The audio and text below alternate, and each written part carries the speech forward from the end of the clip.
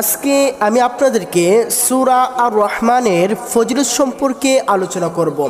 আপনি যদি সূরাতুল আর রহমানের ফজিলত জানেন তাহলে আপনি অবাক হয়ে যাবেন। এর ফজিলত অসংখ্য। তো সম্মানিত সুপ্রিয় দ্বীনী ভাই বোনেরা, আজকে আমি আপনাদেরকে কিতাব থেকে দেখিয়ে দেব সূরাতুল আর রহমানের ফজিলত সম্পর্কে।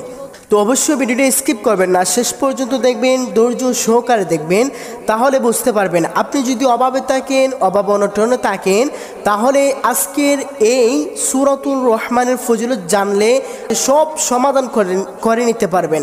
তো সম্মানিত সুপ্রিয় দ্বীনী ভাই বোনেরা, আমরা সর্বপ্রথম এই সূরাতুল আর রহমানের ফজিলত জেনে নেব। তারপর আমরা কিভাবে সূরাতুল রহমান সহিভাবে পাঠ করব সেটা আমি কিছু আয়াত আপনাদের সামনে পেশ করব। তো সম্মানিত সুপ্রিয় দ্বীনী ভাই বোনেরা, চলুন আমরা সূরাতুল আর রহমানের ফজিলতটা জেনে নেই। সূরাতুল আর রহমানের ফজিলত: এই সূরা নিয়মিত পাঠ করলে কিয়ামতের দিন পাঠকারীর চেহারা পূর্ণিমার চাঁদের মতো ন্যায় উজ্জ্বল হবে। সুবহানাল্লাহ। আপনি বুঝতেই পারছেন যে এই সূরাতুল রহমান যদি আপনি নিয়মিত পাঠ করেন তাহলে আপনি কিয়ামতের দিন আপনার যে চেহারা, ওই চেহারাটা নূরে জ্বল করবে। তো সম্মানিত সুপ্রিয় দ্বীনী ভাই বোনেরা, তারপর যে বলা হয়েছে সে বেহেশতে প্রবেশ করবে এবং তার সকল দোয়া আল্লাহ রাব্বুল আলামিন কবুল করবেন। সুবহানাল্লাহ।